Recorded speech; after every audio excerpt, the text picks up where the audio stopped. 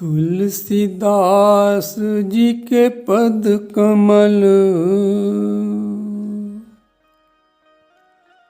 बारंबार मनाए,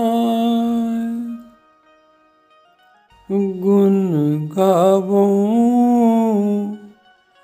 सिया राम के, गुण गावों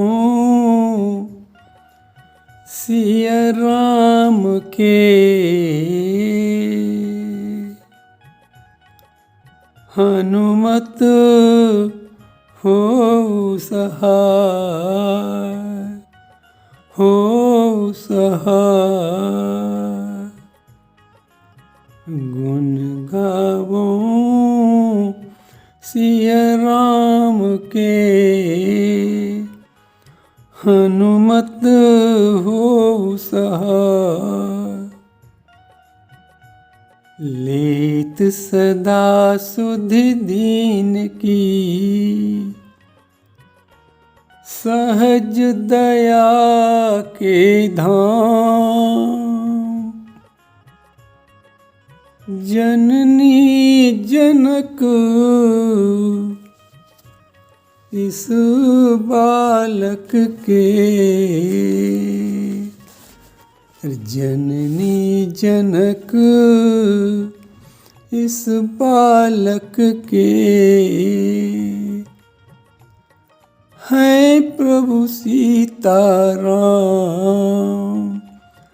हैं प्रभु सीताराम।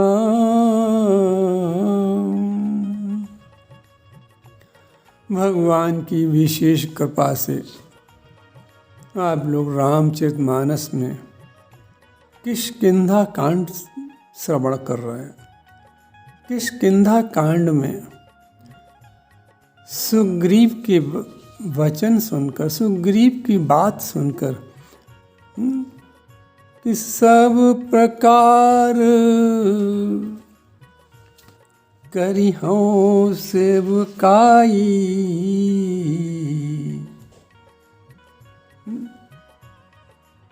सब प्रकार करिहौं सेवकाई। सुग्रीव महाराज ने कहा, प्रभु हम हर प्रकार से आपकी सेवा करेंगे और वो सारे प्रयास करेंगे जिससे माता जानकी प्राप्त हो। कहे सुग्रीव सुनो रघुवीरा, तजहु सोच मन आनौ धीरा। और ये भी कहा, प्रभु आप सोच छोड़ दें, धैर्य धारण करें। हम सब प्रकार से माता सीता की खोज में लगेंगे। जब अपने सखा के मुख से प्रभु श्री राम ने ये बात सुनी तो प्रभु बहुत प्रसन्न हो गए। बड़े और देखो प्रभु का स्वभाव देखो, कहाँ प्रभु इतने दुखी थे माता सीता के वियोग में, लेकिन अपने सखा के द्वारा जब एक इतना मजबूत, इतना दृढ़ता से आश्वासन मिला तो एकदम प्रसन्न हो गए। सखा बचन सुनि हर्षे, कृपा सिंधु बलसीब। तुलसी बाबा यहाँ शब्द प्रयोग करते हैं बलसीब। अरे बल का भंडार, जहाँ से बल सबको प्राप्त होता है, सारे देवताओं को बल प्राप्त होता है, मनुष्य मात्र को जिनसे बल प्राप्त होता है, भक्तों को जिनसे बल प्राप्त होता है, मुनियों को जिनसे बल प्राप्त होता है, वो कृपा का सागर राम अपने सखा की बात सुनकर कि हम हर ढूंढने का हर संभव प्रयास करके माता सीता को ढूंढ कर ही लाएंगे, ये वचन सुनकर वो कृपा का सागर प्रसन्न हो गया। क्या सुंदर राम जी का स्वभाव है। और इसके बाद प्रभु पूछते क्या है कि कारण कवन बसहु बन मोहि कहऊ सुग्रीव। हे सखा सुग्रीव, तुम महलों को छोड़कर इस पर्वत पर क्यों रह रहे हो? इसका हमें कारण तो बताओ, कारण तो बताओ। मैं क्यों प्रभु, देखो जबकि हनुमान जी ने पहले ही बता दिया था, यही विधि सकल कथा समुझाई। हनुमान जी ने सुग्रीव की सारी कथा प्रभु श्री राम को बता दी थी, लेकिन फिर भी प्रभु अपने सखा से पूछ रहे हैं। क्यों पूछ रहे हैं? इसलिए पूछ रहे हैं कि जिससे सुग्रीव अपने मुंह से बाली का अपराध बताए। जब सुग्रीव अपने मुंह से बाली का अपराध बताएगा तभी तो प्रभु उसे दंड देंगे। और इतना ही नहीं, प्रभु ये भी चाहते हैं कि सुग्रीव बाली को मारने की प्रार्थना भी करे, तब हम उसका वध करें। क्यों? प्रभु का तो स्वभाव है कि बिनु अपराध प्रभु हतहि न काहू। बिना अपराध के प्रभु दंड नहीं देते हैं। तो इसलिए कारण पूछ रहे हैं कि क्या कारण से तुम इस पर्वत पर रह रहे हो महल छोड़े हुए? तुम्हारा परिवार कहाँ? तुम सारे परिवार आज को छोड़े यहाँ पड़े हुए। अब सुग्रीव उत्तर देता हुआ कहता है, कारण बताता है कि मैं पर्वत पर क्यों रहता हूँ कि नाथ बाली अरु मैं दो भाई, प्रीति रही कछु बरनि न जाई। हे मेरे स्वामी, सुग्रीव कहता है, मेरे स्वामी, बाली और मैं दो भाई हूँ। बाली मेरा बड़ा भाई है, मैं छोटा भाई हूँ, और हम दोनों में बहुत प्रीति थी, पर अब प्रीति नहीं है बिल्कुल। एक दिन प्रभु क्या हुआ कि मैं दानव का पुत्र मायावी राक्षस हमारे गांव में आया। आधी रात में उसने हमारे नगर का फाटक खटखटाया और वहीं से उसने ललकार लगाई। बाली बहुत बलशाली, हमारा भाई बाली बहुत बलशाली है। उसने शत्रु की ललकार को, वो शत्रु की ललकार को प्रभु सह नहीं सका। देखो, जिसमें बल होता है वो ललकार नहीं, वीर ललकार नहीं सहता है। आधी रात में देखो, राक्षसों का एक स्वभाव बताएं। राक्षस आधी रात में राक्षसों का बल बहुत बढ़ जाता है और बानर को रात में कम दिखाई पड़ता है। इसलिए उस मायावी राक्षस ने सोचा कि हमारा तो बल इस समय बढ़ जाएगा और बानर बाली को इस समय ठीक से दिखाई नहीं देगा और हम बाली का वध कर देंगे। इसलिए वो मायावी राक्षस आधी रात में आया और वहाँ से उसने ललकार लगाई। ललकार को सुनकर बाली सह नहीं सका और वो न सह सकने के कारण वहाँ से निकला आया। बाली निकलकर उसका पीछा करने लगा। पीछा करते करते वो एक गुफा में घुस गया। मैं भी प्रभु उसके पीछे पीछे गया। बाली ने मुझसे कहा कि देखो भैया, मेरा तुम 15 दिन तक आसरा देखना। अगर हम न आए गुफा के बाहर तो समझना कि इस मायावी राक्षस के द्वारा मैं मारा गया। प्रभु सुग्रीव कहते, प्रभु मैं 1 माह तक वहाँ अपने भाई बाली की प्रतीक्षा करता रहा। एक दिन क्या हुआ प्रभु कि उस गुफा से खून की धार निकली। मैंने प्रभु ये समझा कि इस मायावी राक्षस ने मेरे भाई बाली का वध कर दिया है, मार डाला है, और अब ये बाहर निकलकर मुझे भी मार डालेगा। तो इसलिए मैंने गुफा के बाहर एक बहुत भारी शिला लगा दी, जिससे गुफा में अंधेरा हो जाए। तब तक वो राक्षस अंधेरे में टटोलता हुआ निकलेगा, तब तक मैं किष्किंधा पहुंच जाऊंगा।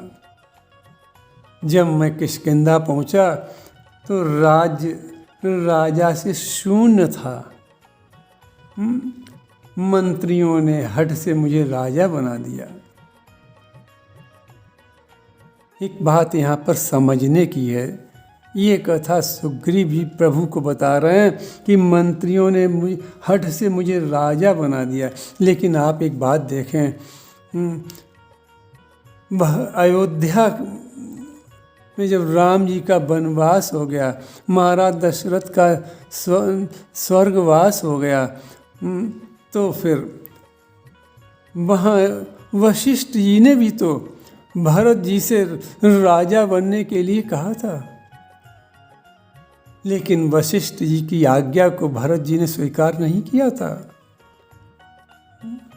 माता कौशल्या ने भी कहा था कि पूत पथ गुरु आयसु। अरे बेटा भरत, गुरुदेव की आज्ञा तो पथ के समान है, उसे स्वीकार कर लो और राजा बन जाओ। मंत्रियों ने भी यही कहा कि भरत जी आप राज्य स्वीकार कर लें, लेकिन सब लोगों ने कहा भरत से राज्य स्वीकार करो। लेकिन भरत जी क्या कहते हैं? भरत जी कहते हैं कि मोहि राज हठ दैयो जवहीं रसातल जाए तवहीं। अगर हठ से मुझे राजा बनाओगे तो ये रसातल में पृथ्वी चली जाएगी। इसलिए भरत जी किसी प्रकार भी सबके हठ करने पर भी उन्होंने राज्य स्वीकार नहीं किया। लेकिन यहाँ सुग्रीव ने केवल मंत्रियों के कहने से राज्य स्वीकार कर लिया। मुझे लगता, मेरा निजी विचार लगता है कि सुग्रीव के मन में कहीं राज्य की अभिलाषा जरूर है, रही होगी। ये मेरा निजी विचार ऐसा लगता है।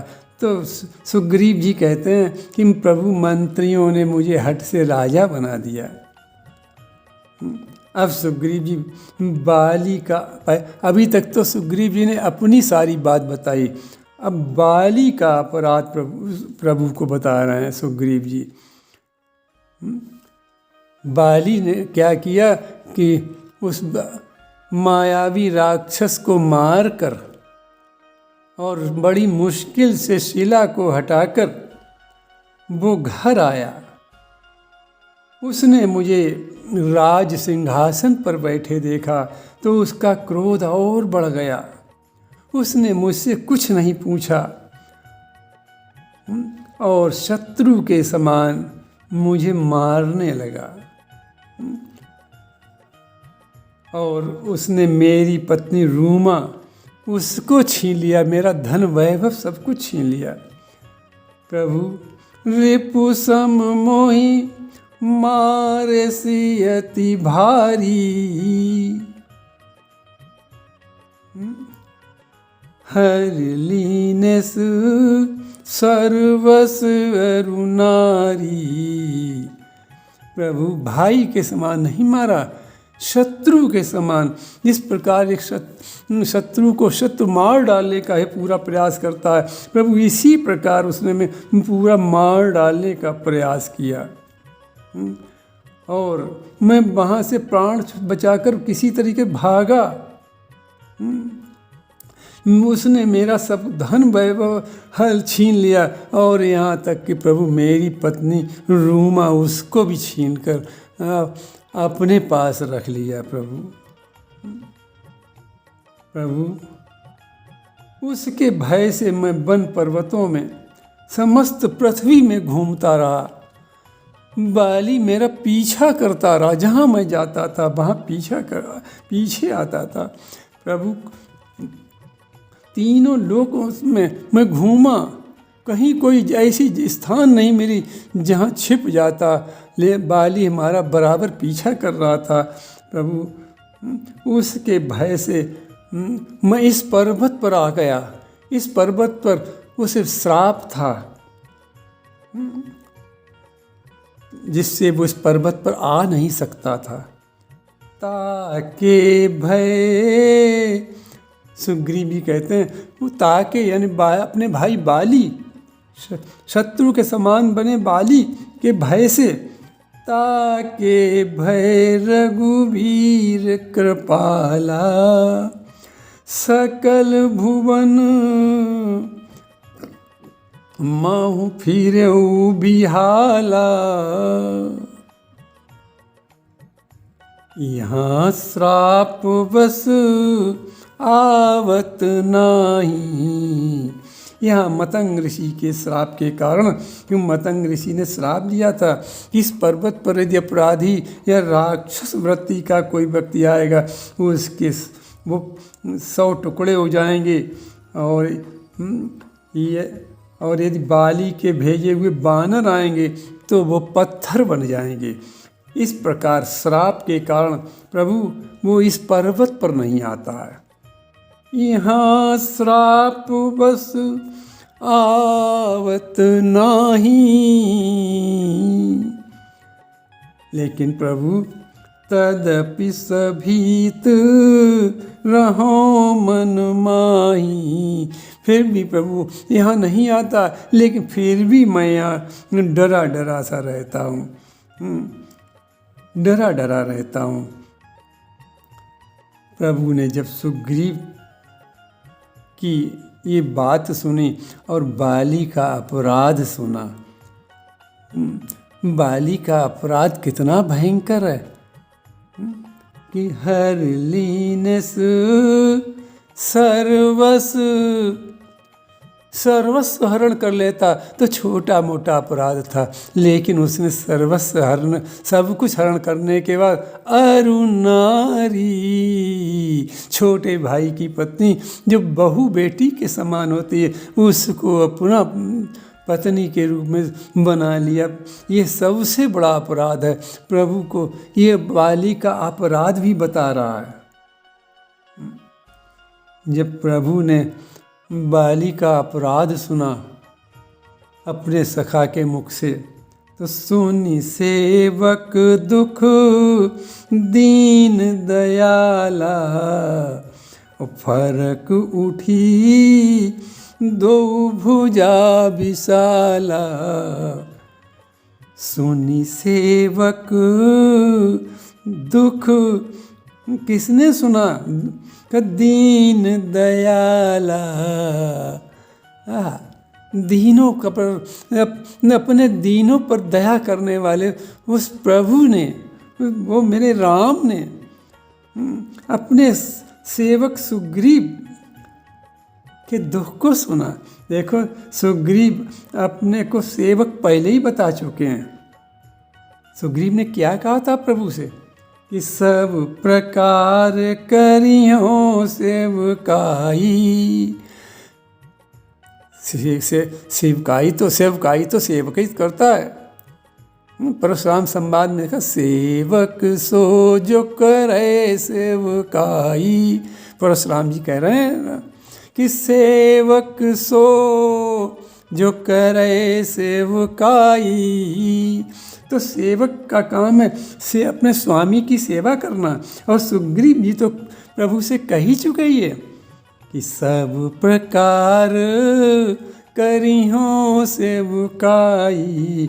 इसलिए सुग्रीव जी प्रभु राम के सेवक बन चुके हैं।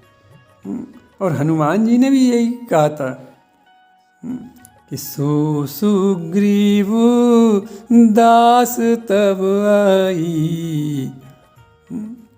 सो सुग्रीव दास तब आई। हनुमान जी ने भी यही कहा था कि इस पर्वत पर सुग्रीव कपिराज रहे, कपिपत रहते हैं, वो आपके दास हैं। तो अपने सेवक के दुख को जब प्रभु ने सुना तो प्रभु सह नहीं सके, सह नहीं सके। और हनुमान जी ने एक और प्रार्थना की थी कि दीन जानते ही अभय करिए।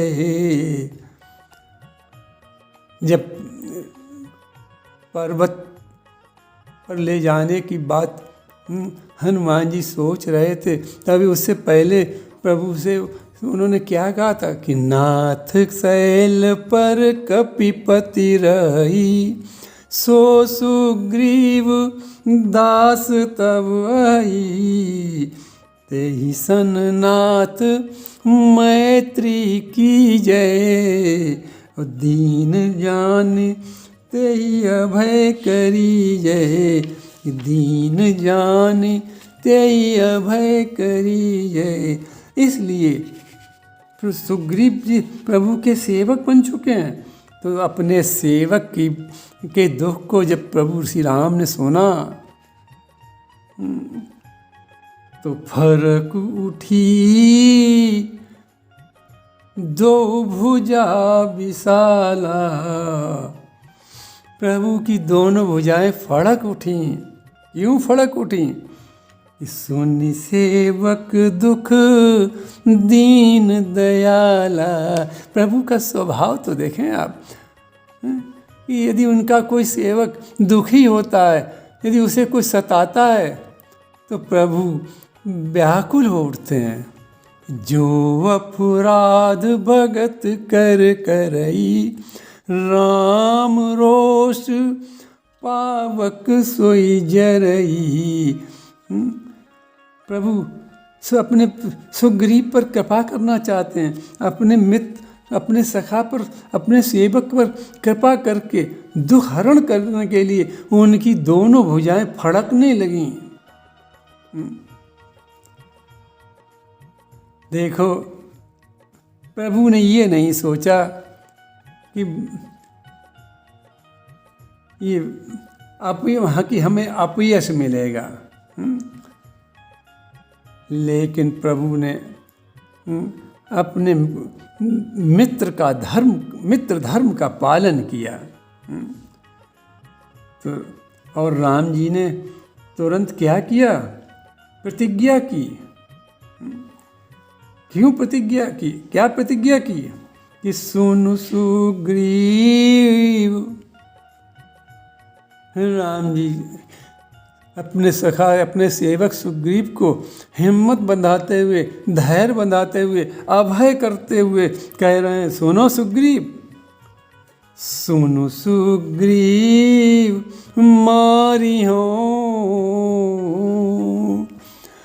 बाली एक ही बाण।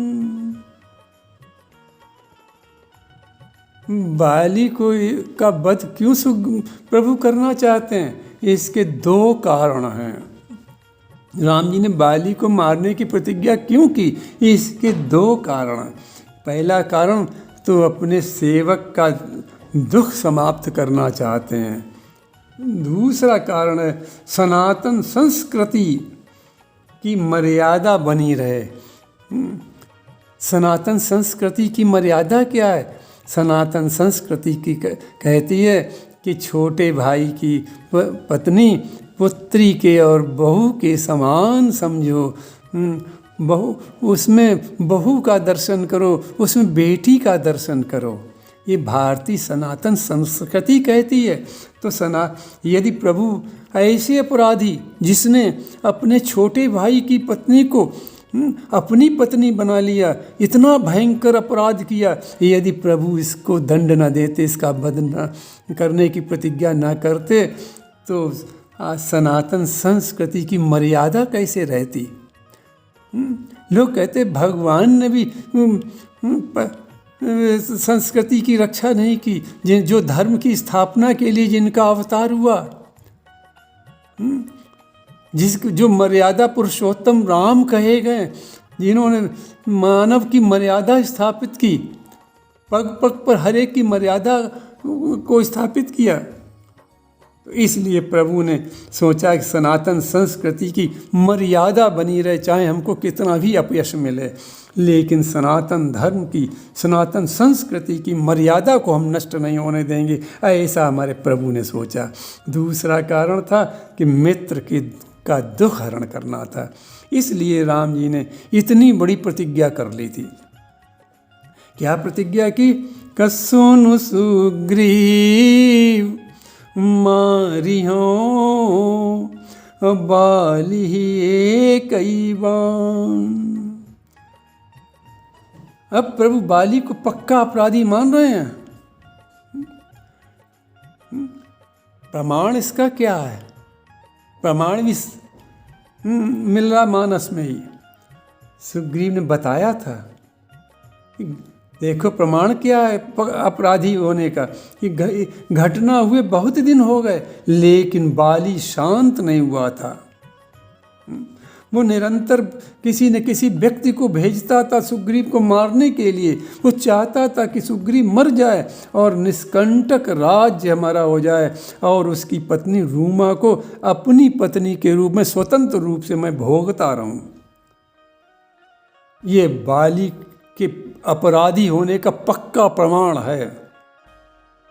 इसलिए हमारे प्रभु ने उस अपराधी को मारने के लिए प्रतिज्ञा कर डाली कि सुन सुग्रीव मारिहो बाली कई बान।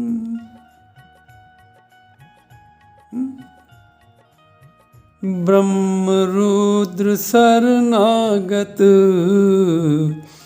गए न उबरई प्राण।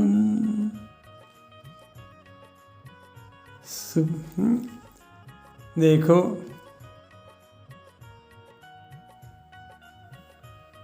सुग्रीव सारे लोकों में बेहाल फिरा था और बाली के भय से किसी ने शरण नहीं दी थी।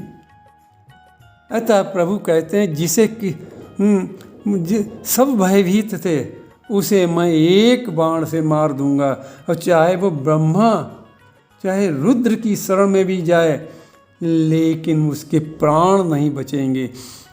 देखो जयंत भी तो ब्रह्मलोक में गया था कि ब्रह्मधाम शिवपुर सब लोका,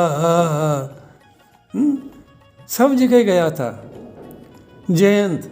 अपने ब्रह्मलोक में पहले गया, पहले इंद्र के पास, पिता के पास गया, इंद्र ने रक्षा नहीं की। ब्रह्मा के पास गया, उसने रक्षा नहीं की। कैलाश पर गया, भगवान भोलेनाथ ने भी उसकी रक्षा नहीं की। तो इसलिए प्रभु कहते हैं जिस प्रकार जयंत की कोई रक्षा नहीं कर सका, उसी प्रकार सुग्रीव बाली भी यदि ब्रह्मा और रुद्र की शरणागति में जाएगा तब भी उसके प्राण नहीं बच सकते हैं। प्राण नहीं बच सकते हैं, बाली का वध निश्चित होगा। तो इसलिए देखो यहाँ एक बात समझने की है थोड़ा सा, कि प्रभु क्या कहते हैं, ब्रह्मा और रुद्र कह रहे हैं, विष्णु का नाम नहीं ले रहे हैं।